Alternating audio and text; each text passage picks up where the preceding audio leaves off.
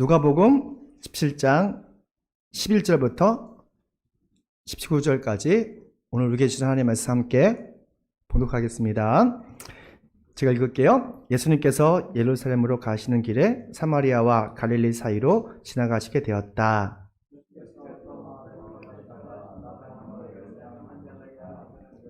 멀찍이 멈춰졌어. 소리를 높여 말했다. 예수 선생님, 우리를 불쌍히 여겨 주십시오. 가서 제자들에게 대부분 보여라. 그들이 가는 동안에 그런데 그들 가운데 한 사람은 자기의 병이 나은 것을 보고 큰 소리로 하나님께 영광을 돌리면서 되돌아와서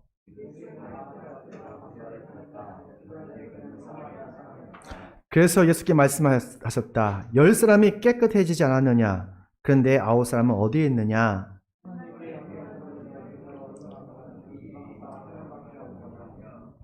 그런 다음에 그에게 말씀하셨다. 일어나서 가거라. 네 믿음이 너를 구원했다. 아멘. 오늘 말씀의 제목은 감사의 축복, 감사의 축복이라는 말씀으로 함께 은혜를 나누겠습니다. 신약 성경에 보면 다양한 질병이 있습니다. 현대에도 많은 질병이 있잖아요. 뭐 당뇨도 있고 암도 있고 여러 가지 질병이 있는데 제가 생각하기에는 그 중에서 가장 지독한 병이 나병, 한센병이라고 저는 생각해요. 왜냐하면 나병이 걸리는 순간 사랑하는 가족과 떨어져서 살아야 됩니다. 그리고 함께 동고동락했던 그 공동체와의 버림을 받기 때문에 그렇죠. 그들은 가족과 공동체를 떠나서 아주 척박한 광야에서 외롭게 살아가는 그런 존재들이 됐죠. 나병자들은 사람들의 따가운 시선을 보았고 날마다 무시를 당하면서 소망 없이 무리를 지어서 살아가게 되었습니다. 그들은 어떻게 보면 그 당시 가장 배고프고 굶주렸던 거지들보다도 더 못한 인생을 살았던 것 같아요. 왜냐하면 소망이 없으니까요. 그러던 어느 날 예수님과 제자들이 예루살렘으로 예배를 드리러 가게 되었어요. 그 와중에 사마리아와 갈릴리와 사마리아를 거쳐서 가게 되었죠. 그때에 그 10명의 그 나병 환자들이 예수님을 보게 된 거예요. 우연히 보게 된 거죠. 그리고 예수님께 사활을 걸어서 외칩니다. 예수님! 예수님! 우리를 불쌍히 해주세요. 여기 성경 보니까, 영어로 보니까 Jesus! Master! Have mercy on me! 이 마스터라 말을 하더라고요. 주인님! 예수님, 제발 우리를 불쌍히 해주십시오. 라고 큰 소리로 예수님께 외쳤어요. 우리가 힘들고 어려울 때 주변의 사람에게 청하는 것보다도 예수님께 한번 외쳐보십시오. 예수님께서 그 외침을 들어주셨어요. 그리고 발걸음을 멈춰서 그들에게 딱 한마디를 하셨어요. 함께 보십니다. 읽습니다. 시작. 가서 제사장에게 너의 몸을 보여라. Show yourself to the priest. 제사장들에게 너 자신을 보여라. 근데요, 예수님께서 웬만한 질병이 있고 고통이 있는 사람들은 그 자리에서 말씀으로 치료해 주셨어요. 근데 10명의 나병 환자는 제사장들에게 가서 너의 몸을 보여라 하셨어요. 아마도 10명의 제사장은 좀 당황했을 거예요. 아니, 왜 예수님께서 왜 그 자리에서 우리를 치료해 주지 않았을까? 좀 혼란스러웠을 거예요. 하지만 믿음으로 예수님의 말씀에 순종해서 투벅투벅 제사장의 길로 걸어가게 되었습니다. 근데요, 말씀에 순종해서 걸어가니까 놀라운 일이 생겼어요. 걸어가다가 그들의 피부가 조금씩 나아지는 걸, 치료되는 것을 경험했던 거예요. 그리고 제사장을 보기 전에 그들의 피부가 모두가 나아졌습니다. 가끔 이성적으로 이해되지 않아도 예수님 말씀에 믿음으로 순종할 때, 충동적으로 순종할 때 하나님의 기적을 경험하는 것을 보게 돼요. 하나님의 기적은 있잖아요. 합리적으로, 이성적으로 안 맞을 때가 있어요. 충동적인 순종을 통해서 우리는 하나님의 놀라운 기적을 경험할 수가 있는 거예요. 이 10명의 나병 환자들은 믿음의 순종을 통해서 평생 소원이었던 그 피부를 아주 깨끗하게 치료를 받는 것을 보게 됩니다. 근데 있잖아요. 하나님의 은혜와 기적을 경험하는 것도 좋지만 하나님의 은혜를 마음에 새기는 것이 더 중요해요. 왜냐하면 하나님의 은혜를 받으면 금방 사라지기 때문에 그래요. 우리가 마음속에 하나님의 은혜를 간직하지 않으면 하나님의 은혜는 아침 이슬처럼 금방 사라져요. 그러면 어떤 사람이 하나님의 은혜와 기적을 마음에 새기는 사람입니까? 바로 예수님께 감사하는 사람이에요. 함께 있습니다. 시작. 예수께 감사하는 사람은 아멘. 우리가 하나님의 은혜를 받는 사람이 있고 하나님의 은혜로 변화된 사람이 있어요. 하나님의 은혜로 거듭나는 사람이 있어요. 오직 예수님께 감사하는 사람만이 사실은 하나님의 은혜로 거듭난 사람이에요. 함께 있습니다. 시작. 그런데 한 사람은 자기 병이 나은 것을 보고 큰 소리로 하나님께 영광을 돌면서 되돌아왔다. 아멘. 우리가요, 예수님의 기적과 은혜를 반응할 때 두 부류의 사람이 있는 것 같아요. 첫 번째 사람은 예수님의 기적을, 은혜를 경험하고 기뻐하기만 해요. 너무 행복하기만 해요. 그리고 하나님께 감사하지 않는 사람들이 있어요. 이를 성경적으로 옛사람이라고 합니다. 옛사람. 이 옛사람은 자기 욕구만 채우면 다 되는 거예요. 그래서 예수님은 나의 욕구를 채워주는 그런 도구일 뿐이에요. 예수님이 우리의 인생의 주인이 아니에요. 나의 욕구, 나의 꿈을 이루어주는 그런 도구일 뿐이에요. 아주 초보적인 신앙인이에요. 누가복음 8장에 보면 예수님이 씨 뿌리는 사람의 비유를 통해서 우리에게 진리를 전하고 있어요. 여러분, 씨 뿌리는 비유 잘 아시잖아요. 씨 뿌리는 농부가 길을 가다가 씨를 뿌리기 시작했습니다. 길가에 뿌리고, 돌짝밭에 뿌리고, 가시덤불에 뿌리고, 또 좋은 밭에 뿌렸어요. 예수님의 기적과 은혜를 경험하고 감사하지 않는 사람은 이 네 부류 중에서 딱 하나, 바로 길가에 뿌려진 씨앗이에요. 길가에 뿌려진 씨앗은 말씀을 받을 때에 너무 기쁘게 받습니다. 은혜를 참 쉽게 받아요. 감사합니다. 기쁩니다. 너무너무 좋아해요. 그런데 뿌리가 없어요. 그래서 마귀가 그의 마음에 있는 말씀을 싹 빼앗아가는 순간 하나님을 믿지 못하고 또한 구원받지 못하는 사람이라고 성경은 말하고 있어요. 반면에 두 번째 부류의 사람이 있습니다. 예수님의 기적과 은혜를 경험하고 그 은혜에 변화된 사람들, 거듭난 사람들이 있어요. 이 거듭난 사람은 그 마음속에 예수님의 DNA가 있어요. 뭐가 있다고요? Jesus DNA. 예수님의 DNA가 가슴에 있어요. 씨 뿌리는 사람의 비유를 말하면 좋은 땅에 뿌려진 씨앗이에요. 마음으로 말씀을 듣고 그 마음에 하나님의 말씀, 은혜를 간직한 사람이에요. 착한 마음으로 예수님을 듣고 그걸 마음에 간직한 사람은 열매 맺는 사람이에요. 열매가 한두 개가 아니라 30배? 몇 배죠? 60배? 100배에. 여러분 생각해 보십시오. 내가 투자한 것이 30배, 60배, 100배의 열매를 맺는다고 생각해 보세요.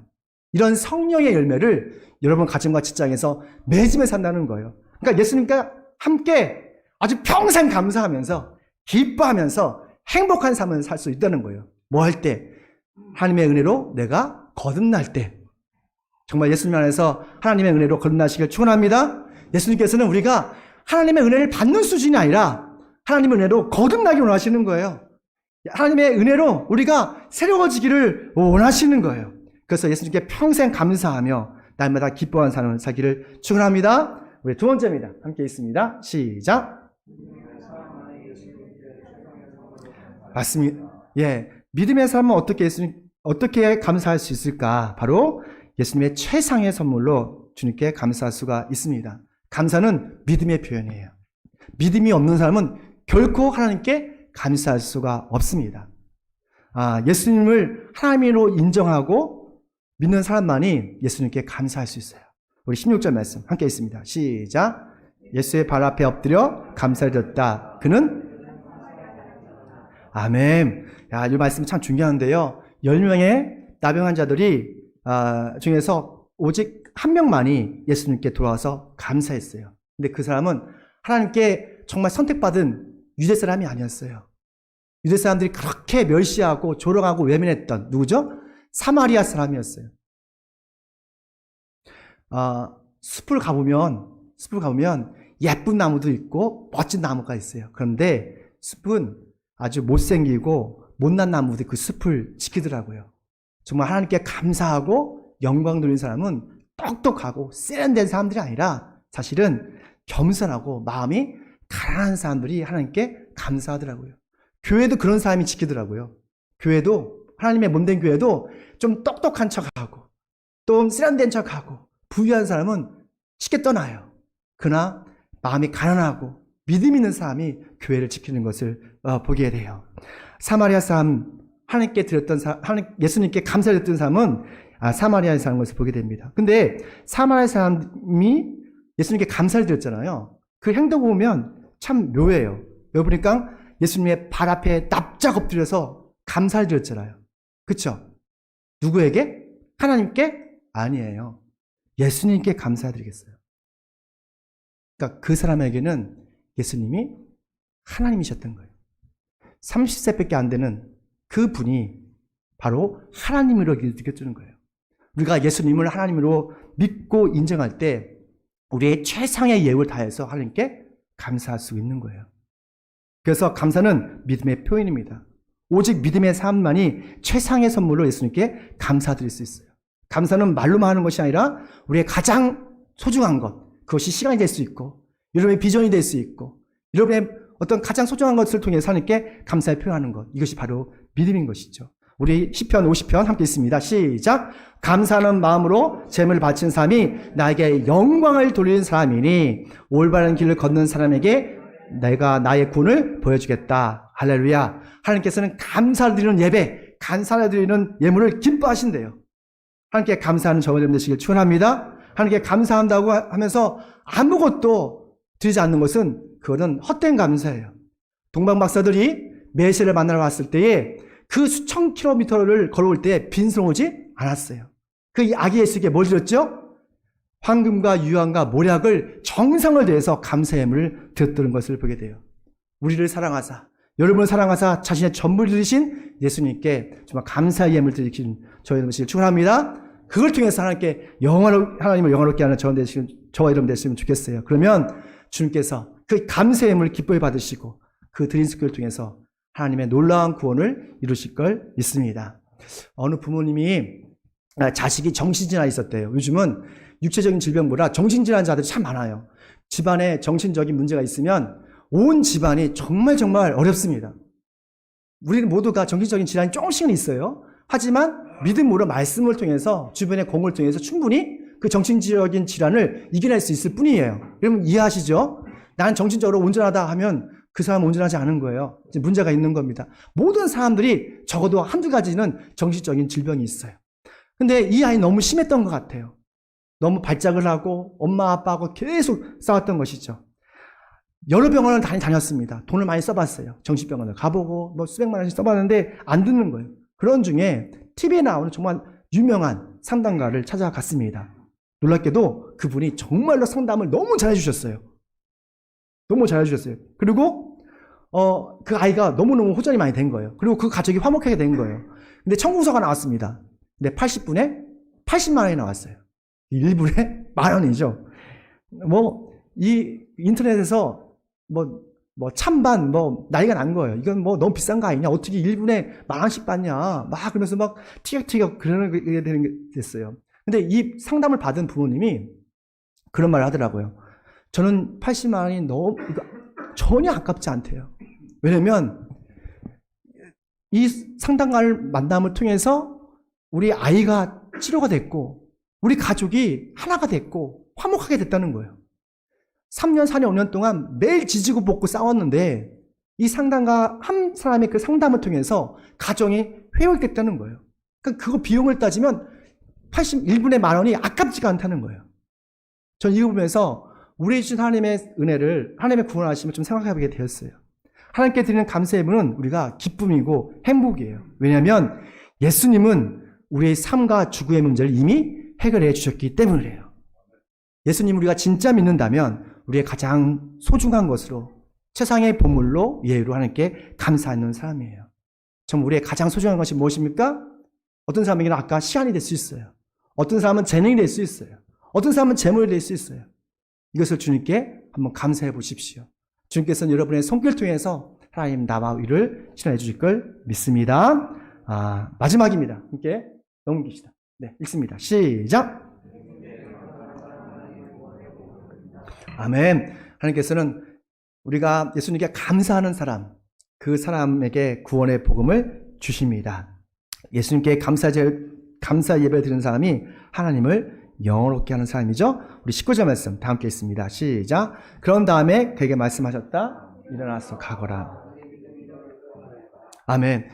너무 예수님께서 말씀하실 때는 좀 간략하게 말씀하시는 거예요. 그러니까, 일어나라. 네 믿음이 너를 구원했다. Your faith save yourself. 너의 믿음이 너를 구원했다. 이 말씀합니다. 9명의 나병 형제들도 그의 육체적인 질병이 깨끗하게 나았잖아요. 근데 한 가지 부족한 점이 있었어요. 뭐죠? 9명의 나병 환자는 육신의 구원을 받았어요. 자신의 문제 해결은 받았어요. 그러나 영혼의 구원은 받지 못했어요.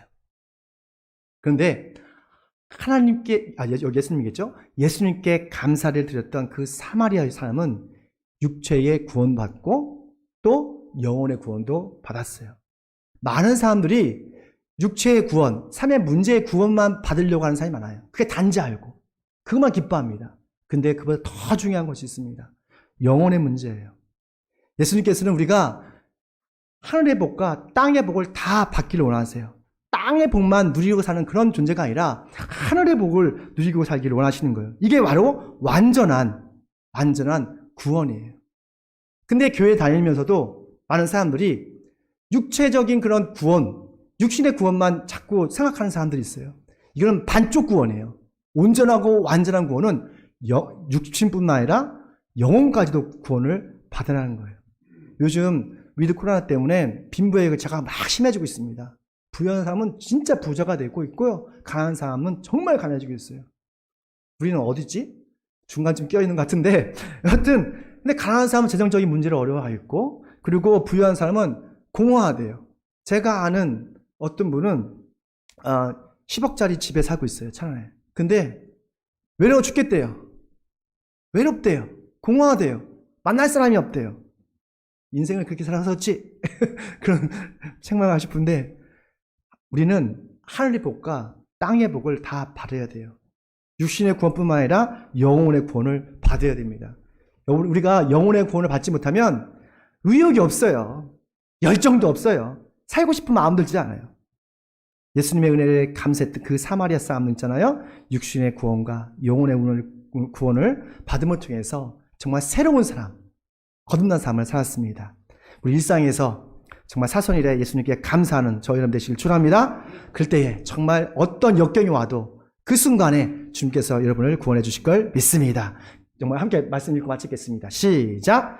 감사 제사를 하나님께 드리며 너의 선한 것을 가장 높으신 분에게 갚아라. 그러면 재난의 날에 나를 불러라. 내가 너를 구원해 줄 것이요 넌 나에게 영광을 돌리게 될 것이다. 아멘.